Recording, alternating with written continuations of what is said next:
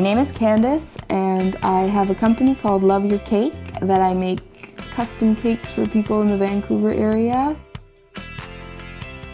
I started with a friend of mine actually, and we put up flyers around the neighborhood and just kind of took orders here and there, and then gradually through social media and word of mouth, the business sort of took off on its own. I would say that my business is social media based solely. I get majority of my clientele from Twitter or Facebook. Also, I have a blog as well, and from there, just posting cakes, I get people sending me messages or direct messages on Twitter asking how they can contact me and how they can get a cake. I've actually been really lucky in the Vancouver area to have made some cakes for some well-known people locally. Some of the Vancouver Canucks players have done cakes for some of their children, and also had an opportunity to do a couple cakes for one of the Real Housewives of Vancouver, which was very interesting, and those deliveries are always the most exciting and the most nerve-wracking, to say the least. Delivering the cakes is the worst part of the whole entire process.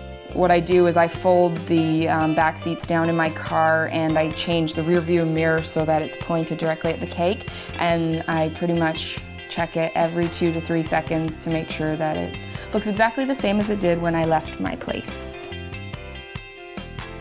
What makes my cakes unique is that I have a passion for the arts and painting. I like to try and combine actual painting and the edible forms into one.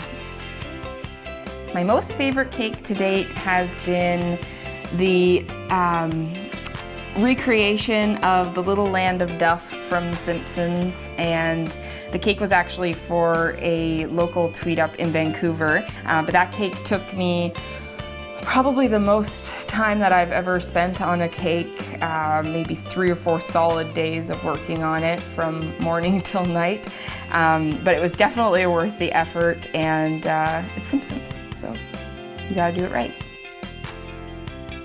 I've lived in the Surrey area for approximately 2 years now. I like the fact that Surrey is very central. I like the fact that it is very affordable as far as rent is concerned, and also the fact that they have access to the SkyTrain route, which makes it easy to still go out for nights in Vancouver and not have to worry about having to take a taxi back.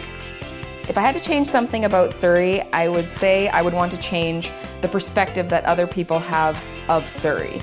After living here for the past 2 years, I don't find it that different than living in any other part of the greater Vancouver area.